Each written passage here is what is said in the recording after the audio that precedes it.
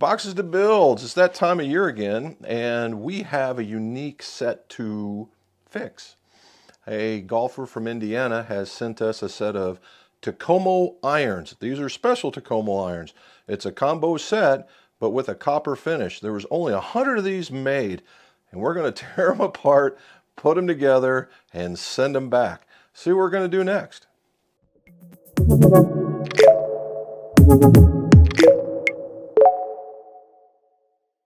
Welcome back to my golf shop. This is Jim McCleary here, and this is where we talk about golf club repairs, golf club reviews, and golf club fittings. Also, your scores can go low.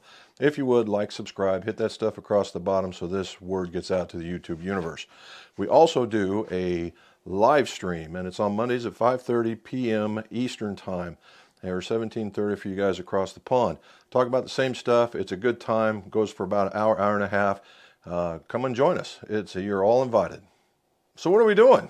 Well, we have a set of Tacomo irons, and the Tacomo iron set is going to be kind of reflective because of the copper.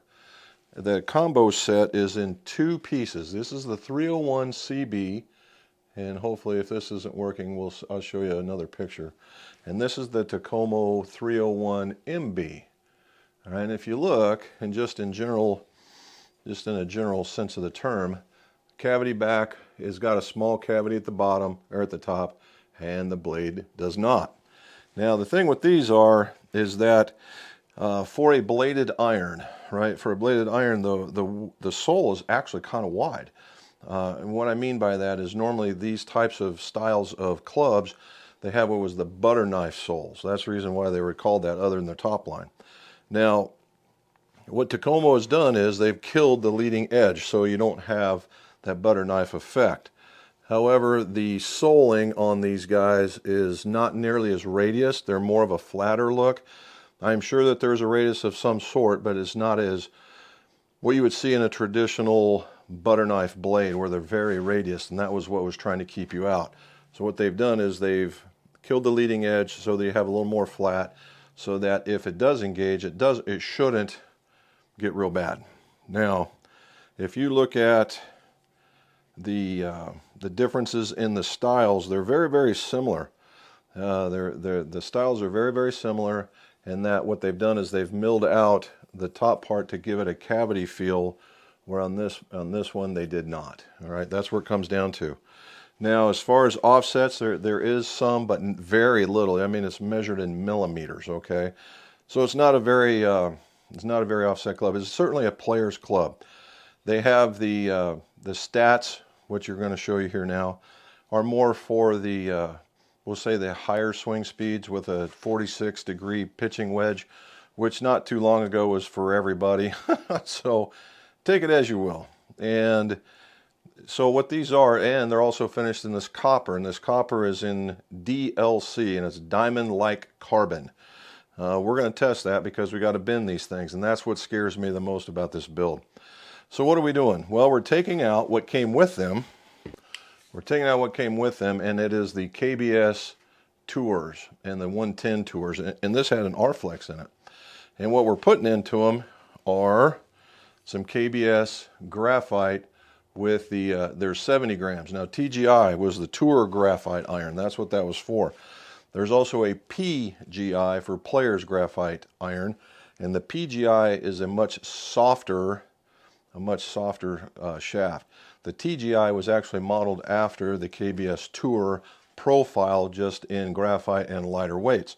So if you had that later release and you really like that Tour iron shaft, but you're really just too heavy, the TGI is really where you want to go. Now, the cool part about this is they come in parallel lengths, 0.370. The 0.370 means I can trim them to a frequency matching kind of way to go. Now, their trim codes are very simple in this one. They're half-inch increments, and so we can start with that in order to get where we want to go. Now, my history with these is they tend to play stiffer than advertised. However, we're going to use the trim codes, and we're going to see where that puts us in order to match that frequency so that we can give a good product back to the golfer that's in Carmel, Indiana. Alrighty, so we're taking out TGI, or we're taking out the tours, or putting in TGIs. So we're going to show you how we're going to take apart both the styles of the club. Does the coating hold up to heat? Okay, we've cleaned them out. I've measured most everything already, so that's not part of this. As you guys have seen in other videos of mine, I'm a big fan of measuring everything to see if we have anything out of spec. So far, no. The KBS TGIs are within a gram, which is really good. That is new. That's a very consistency for me, a very big consistency. The grips are within 1 gram, and we're using Lambkin UTX black corded grips. All right. There's a lot going on in this grip. I had no idea. I had to go look it up. There is a three layers to this grip. There's an under layer for feel. There's a mid layer for, we'll say, where it would show the cord being installed, and then the outer layer for the grip. So when UTX first came out, the wetter it got, the stickier it got. I'm assuming this is going to be the same way, and with just a bit softer feel. And it's kind of unique because cords typically have the reputation of being very hard, and they can get very hard as time goes on. So again, before we get started here, golf club maintenance is paramount. You, after about 3 or 4 rounds, wipe these guys down with just a hot towel, as hot as you can stand it, and get all that hand oils off of there. And that way your grips last a long, long time. All right, so we've gone through a lot of that. So let's get started. We're going to go to the bench. We're going to take a couple of heads apart. We're going to clean them out. We're going to weigh them to put them into the set, and then we'll show you about putting them back together. Let's do that. All right, so we're going to go with the CB first, and this one has a small ding on it. Probably it's going to look like that from bagware because these are forged irons, and it says it uses S20C. S20C is actually pretty light, or pretty soft.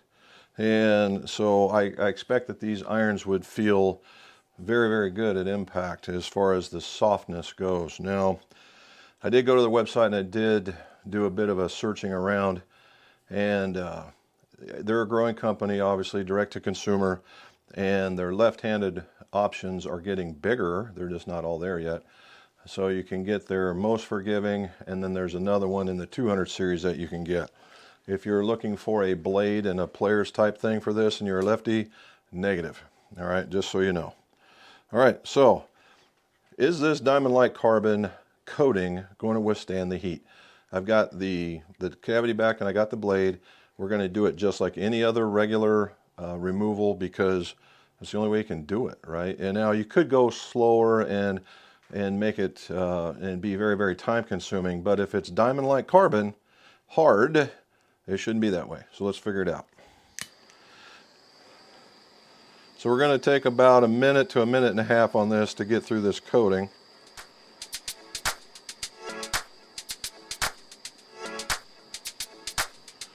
About 25 seconds there.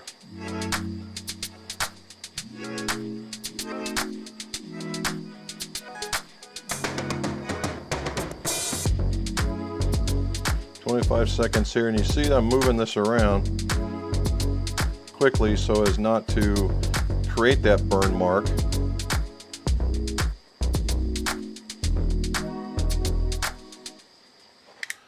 In order, because if you leave it in one spot, it's certainly going to do that. Hey.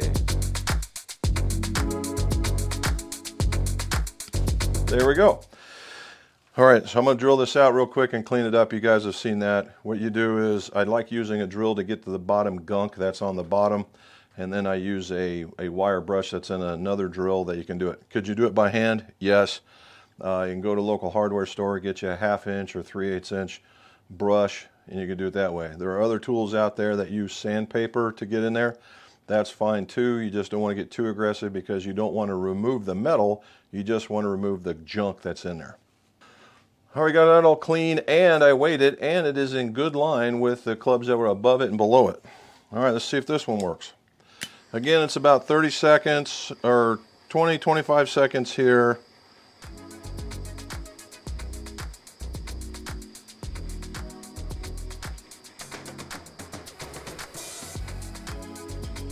And we can move it around. Now you see I'm moving it pretty quick so that the heat is applied in a more level fashion instead of like here, here, here.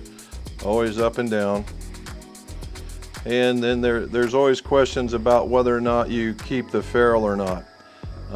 The ferrules are very inexpensive, and unless you're doing something like BB&F, but you're still only paying about 10 bucks for a whole entire set, maybe a little bit more. And I don't take a whole lot of stock. However, they do make a ferrule shield. It's some sort of spray that goes on them. I personally have never used them because that does not fit my philosophy of keeping ferrules. I don't like doing it. Now, if you can keep it away, for instance, if you look at this, you know it's black on black and it's going to be hard to see. That ferrule is actually kind of reusable. So it would have to be on what club you would put it on. Sometimes hosels are bigger than the ferrule and it's a crapshoot. If it's smaller or the same size and you can manipulate it, hey, then you save yourself a few cents. But again, it's easy just to reach down here, spend this 30 cents or 40 cents or whatever that is. Even if it was $1, it's still cheaper than having to mess with it. All right, let's clean this out. All right, we came back and we weighed it out and it is in line with everything. Now what it is, the 9-iron is about 3 to 4 grams heavier than the pitching wedge. What's that mean? It means that I can either make them the same length and the pitching wedge will be just slightly heavier by a swing weight point or two, or I come down 1/4 of an inch and everything stays the same. Tradition would dictate that you come down 1/4 of an inch, and that follows a lot of logic from other club companies. I don't like the 9 and the pitch to be the same length, although if you get into the pitching wedges, some folks will go, yeah, I really like all my wedges the same length. It's purely a personal thing.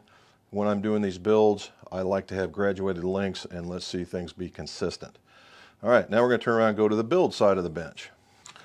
All right, so what I've got here is my build sheet that we use everything for. I've got the length, the loft, the lie, the weights of everything, my trim codes I'm going to initially use, and the fact that I'm not adding any weight.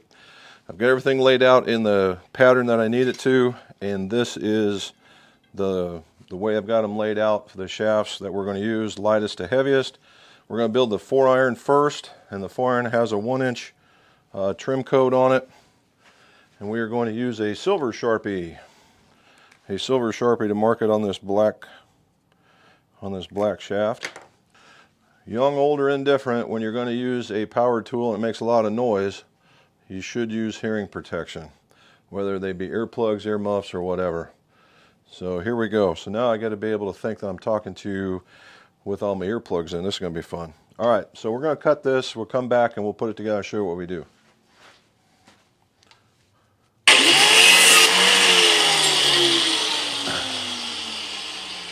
All right, so when we do this, the first cut is a educated guess, so to speak. You could start with an uncut, but we're going down to the 4. I don't see a lot changing per se.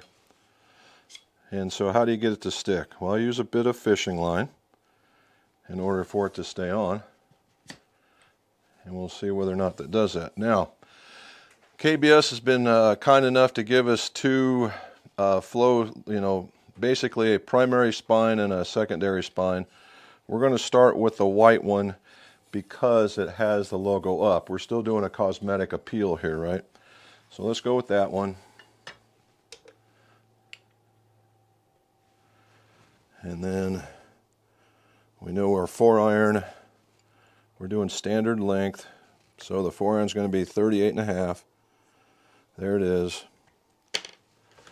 And now, let's see what we end up with. At a 70-gram shaft, most 70-gram shafts you're going to expect to be in the regular range. And that's a good starting point.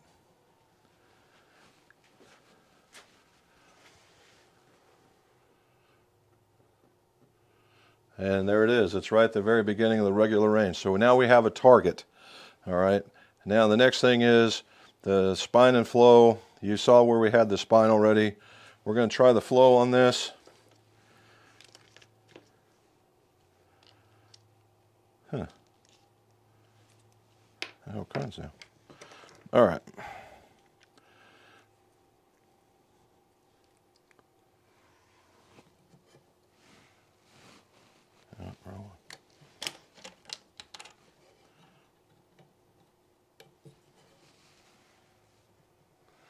You see that line right there? Nice and straight, going forever. That's what we're trying to get out of this. So not bad for a start, right? So now how do I know I'm going to make this right? Well, there's a marking on the back of the head. I make a really long line in line of it, because when you go to put the ferrule on, you don't want to cover up the line. And there you go. All right, so I'm going to finish all the rest of these up. You don't need to see me working really fast. I'm going to put these together. We'll frequency match them. We're going to go through the same process as we did before, and then we'll go back to the build bench. All right, we are rocking and rolling, and these are the Tacomo combo set with the copper finish on them. TGI 70s, you already know that. We've got them into their frequency matched. Everything's laying out pretty good. I've measured them kind of without the grips to see where the swing weights are. We're rocking and rolling. Now, what I told you before about making the length on that pitching wedge a 1/4 of an inch shorter. In the stock reference, it says it's a 1/2 of an inch shorter. But because of the weight difference, we wanted a 1/4 of an inch shorter, so the swing weights would be better. Otherwise, it would have been very, very light. Now, Jim, you could add some weight. Yeah, I could have added some weight, but the inside of these diameters sometimes don't take tip weights very well, and we can include these in amongst them, okay? Now, from my friend, the guy that sent this to me, sent me a Woodford Reserve, and he sent me a Maker's Mark. But as a thank you, we're going to try this Woodford Reserve because I've never had it before. It's a whiskey for sure.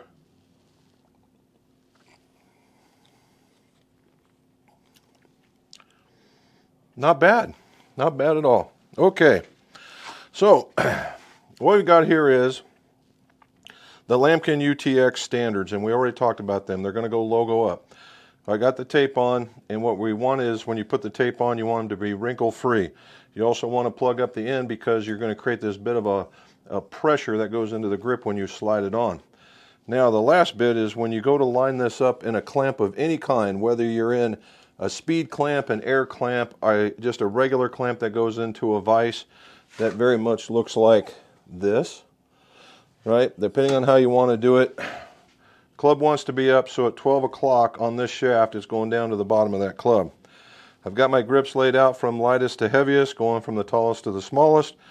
These guys are only 1 gram apart. Is that going to be a big deal? Absolutely not, but hey, if you're going to do it right, go all the way. Quick squirt.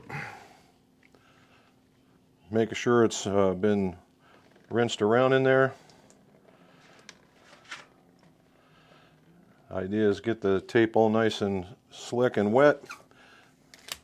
When I push them on, I like to push them on and keep my thumb over the weep hole. And we're looking for alignment right here. Everything looks like it's lining up pretty good. A nice tap. Then we do a secondary look at it. We do like that. And because these grips have traveled quite a bit, we're going to wipe them off with a little bit of grip solvent to clean them off. And then we move our way on to the next one. All right, so again, a wrinkle-free tape, thumb over the weep hole. You do not have to fill it to the top, but a 1/2 to 3/4, depending on your skill level. That way, you let it go out the weep hole from a cleanliness effect. Push, and once you get started, you don't stop. Okay. Right there.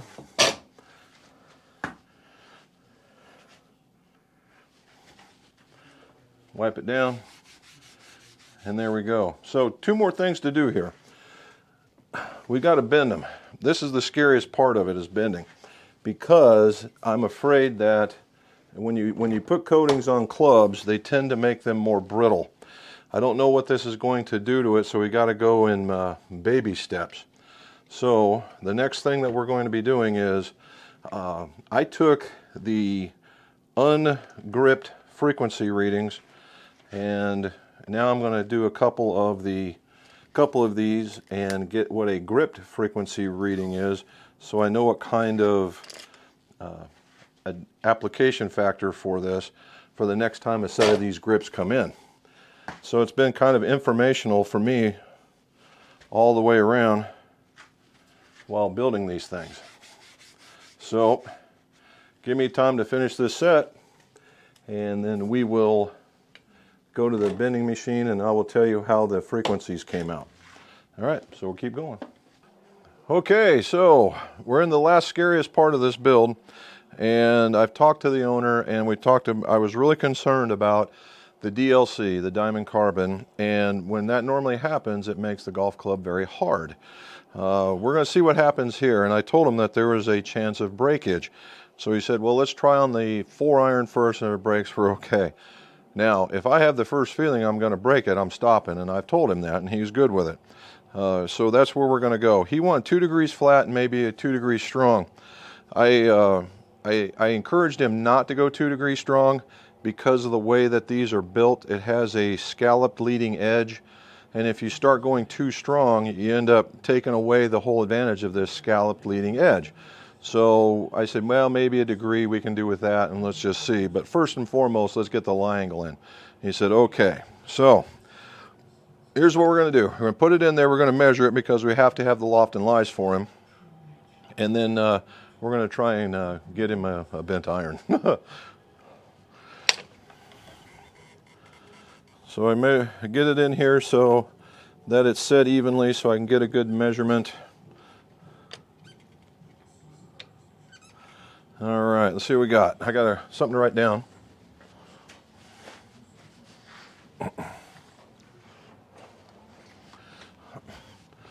Now, the cool part about this is that I thought the swing weight would be massively light, but the first one's a D4. I figured C9-ish area, give or take, so this isn't so bad. All right, so what do we got? He wants 21, and we got 20, about 22 and a half. That's not too bad at all, and 62. And this thing is supposed to be 61. This might be problematic, so let's see what we got. All right, so as not to damage the copper, even though it might be hard, let's see what we got.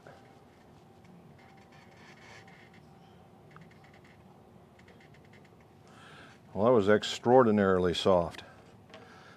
I like that. I got it down to 60 just by not even hardly thinking about it. So let's try and give him his 59. Because his forwards, the rule of thumb is 4 for forwards, 2 for cast. Let's see what this gets me. Ooh, I like it. It's soft. Okay. And 21, so if I get 22, I told him we'd split the difference with 1, so 22, we're really good there. I'll try it just a little bit more. There we go, just a touch. And I'm going to get this one.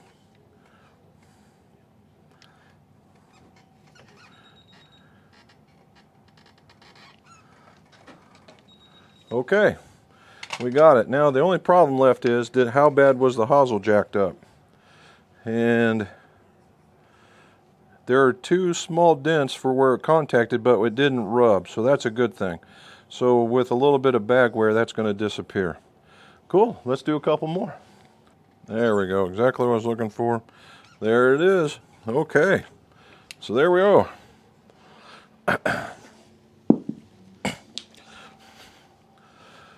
So we're going to finish off these clubs. Now it looks like they can bend, and they're going to bend very well. So this diamond hard hopefully is for the wear and tear, and it didn't make the club harsh or brittle, which is a good thing. So I'm going to finish these up, and as soon as I get off of here, I'll show you a picture of the completed set, and we should be good to go. So if you're interested in something like this, send us an email, clubmaker@mcgolf.net, and that way we can get all the specifications. Send us an email, that kind of stuff, and that way we get what it is that you want and make sure that it's obtainable, right? And we can go from there. As always, don't forget our live stream on Monday at 5:30 on the Eastern time zone, and as always, let's see your scores. Go low.